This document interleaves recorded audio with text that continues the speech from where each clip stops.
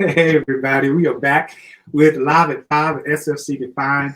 Appreciate you joining me today.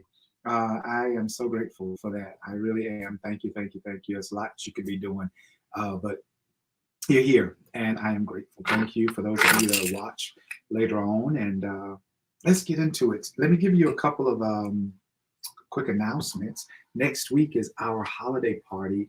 I know we put out the wrong date. Those that my sincerest apologies again for that.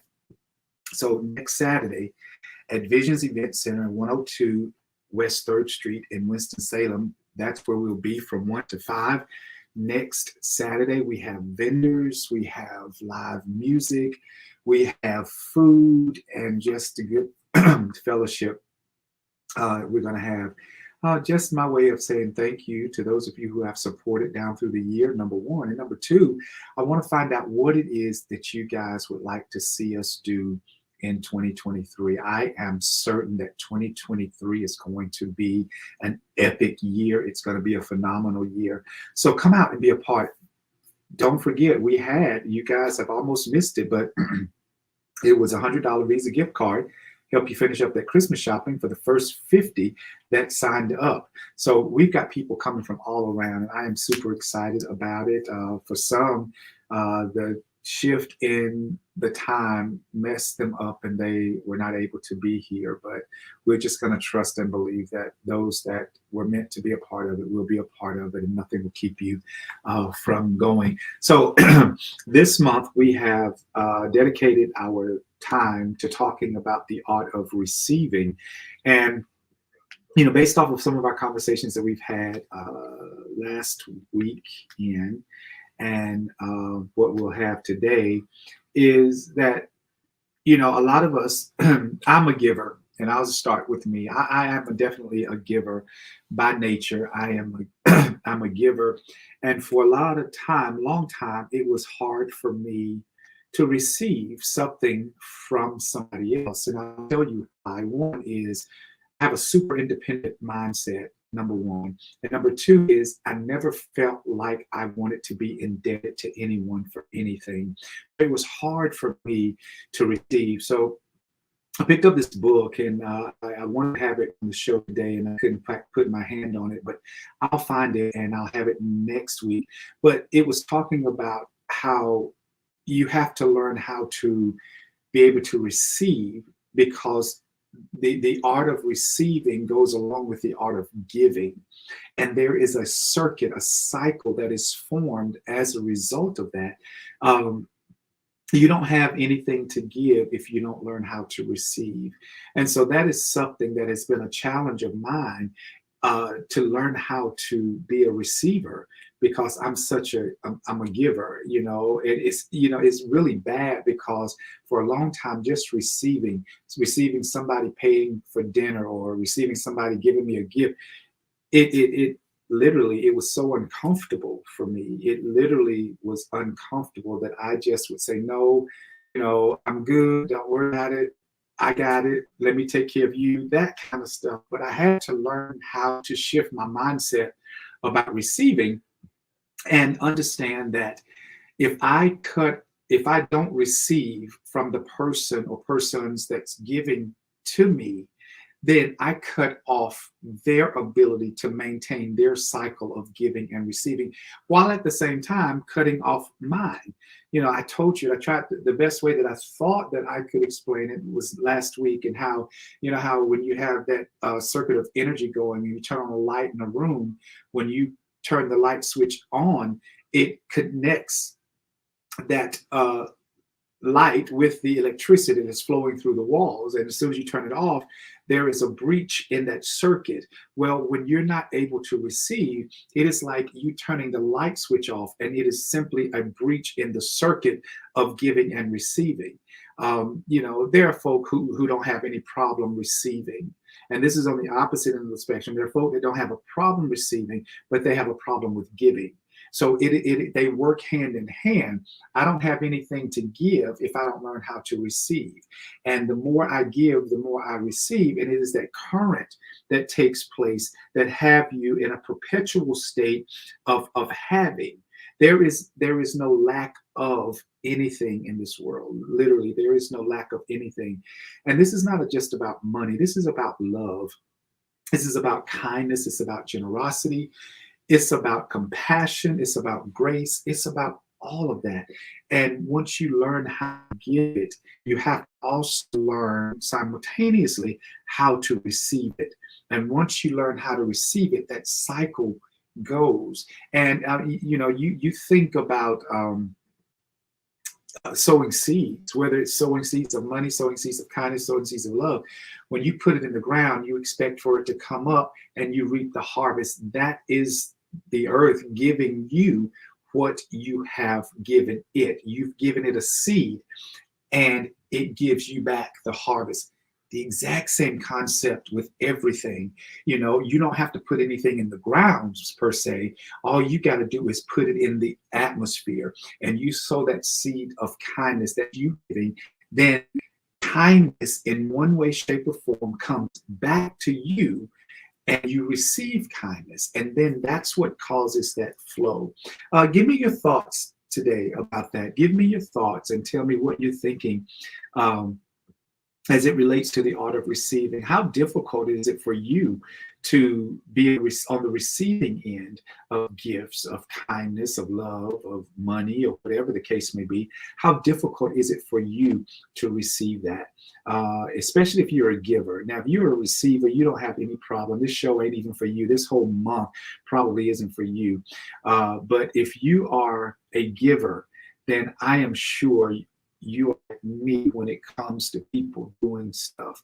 I tell everybody I am blessed. I'm very blessed, and I make no qualms about it. But and when it comes time to people giving me stuff, sometimes I would prejudge, and I'm just being transparent. I would look and I'd be like, no, you keep it. I'm good. You need it, and I'm good. But I realize that if I am not receiving what God inadvertently gives to me, then I'm cutting off that cycle. I'm shutting down that circuit of giving and receiving. It's literally, in order for it to keep going and it continues to operate in your life, then you have to be able to be a good receiver as well as a good giver. The scriptures say that, blessed is the cheerful giver, or something to that effect. Well, it's also blessed to be a cheerful receiver as well, because again, it perpetuates that cycle of giving and receiving. What are your thoughts? Anybody, tell me, what are your thoughts? Are you a giver or are you a receiver? Do you feel like it's easier for you to give than it is for you to receive? Or do you feel like it is easier for you to receive than it is for you to give? So think about that for a minute. Let me see your comments and we'll try to address them. But I think it's very, very important to realize where you are, first of all, if you're a giver or if you are a receiver, and then at the same time, understand that there is a cycle that needs to take place so that you can keep receiving, so that you can keep giving as well. It's funny how, there's a scripture in Malachi, I believe, chapter 3, where it talks about, God was telling the people that he's being robbed by their tithe and offering, and tithe is simply a tenth of whatever. And when that means that in order for God to give back to you, he's looking for you to give to him. And the reason why so many of us don't receive is that we are afraid to give. When you give, even when it doesn't look like you have a lot to give, it is that art of giving that opens you up to receiving. Catherine says, at times it can be difficult for me to receive things from others because I feel like I owe the person giving something back. I have learned that I block my own blessings as well as the person giving. Absolutely. Yep, that's what we just said, Catherine. Thank you so much. And that's accurately right. Erica says it's easier for me to give. Yeah, but you have to learn, Erica, to be a receiver as well. And that's the cycle that I believe that's missing, that link that's missing in so many of our lives, especially like you, Eric, if you're a giver, it's that cycle that we break And when we break that cycle until we can learn how to open ourselves up to receive, then our blessings are blocked. They literally stop because the circuit is not flowing. You can't just always be a giver, giver, because that doesn't create that circuit or that cycle. When you learn how to be a cheerful receiver as well as a cheerful giver, doors open up, opportunities present themselves, and all of this stuff just opens up for you. And that's important for us to understand. That's why I wanted to talk about this, because so many of us, we don't see why, or we don't understand why the blessings are not flowing, or the manifestations are not happening on a regular basis. We have a manifestation here, we don't get another one till 6 months later or whatever. It is because that circuit is being interrupted. And once you create that cycle or that circuit again, that's when blessings start flowing. So, I'm specifically talking to those who are accustomed to giving. Once you learn how to be a receiver, you are creating that cycle of giving and receiving. The more you give, the more you receive. I think I posted on Monday, the Monday's mindset, for those of you who follow on Facebook in particular. Monday's mindset says something to the effect that you can't expect to receive what you aren't willing to give. And that's the beauty of it. Giving is like sowing seeds in the ground. You don't sow peas, little peas for seeds in April, and then come August, you expect to get corn. Whatever you sow, you reap. So when you reap that is God giving back to you. And I think we also mess up is because that we feel like in some circumstances, in some situations, that we are gonna get back from the person that we give it to. That's not what I'm talking about. What I'm talking about is just opening up yourself, your spirit, to receive it, knowing that it's going to come back. There's a book that I challenge you to read. It's called Seed Money. And that is a phenomenal book. If you get it, it's a little small book that you can read in one sitting. It's called Seed Money.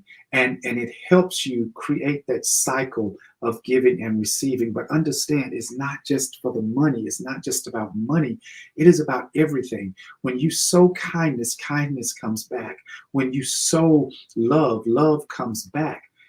Whatever you sow, that's what you get back in return. So when you want to receive love, you got to be willing to give it. When you want to receive understanding and compassion, then that means you've got to be willing to sow that or give it. So that's the whole thing. That's the whole art of receiving. The first part is the art of giving. So if you are a giver, you already got the first part down pat without qualms, no reservations or anything. You got that part. So now you need to open up yourself to receiving. If you are a receiver, on the other hand, you need to get the other part of being a giver down. And that cycle is created. It's like an infinity cycle. It just goes and goes and goes. And you're always blessed. You're always receiving because you're always giving. So that's it. I'm done. That's all for today. Let me just remind you, please come out next week. Bring a friend. Tell somebody we're going to be at 102 West 3rd Street in Winston-Salem from 1 to 5. Is that right? 1 to 5? 1 to 5. We've got vendors. We've got live music. We have food. And we just gonna have a good old time. You can do some Christmas shopping there. For those of you who are of the first 50 to sign up, you have been entered into a drawing for a $100 gift card. So you get to leave better than you came. So yeah, that pays for gas to get you back home and whatever else you want to do with it. But I just want to remind you, come out. It's our SFC holiday party, just a way of us bringing all of our little flock together at the end of the year to say thank you for your support over the last 11, 12 months. I really do appreciate you. Love you to the moon and back. Thank you, and thank you again. I hope to see you guys on next Saturday, 1 to 5, Visions Event Center, downtown Winston. All right? Have a good rest of the evening, and we will talk next Saturday. Bye.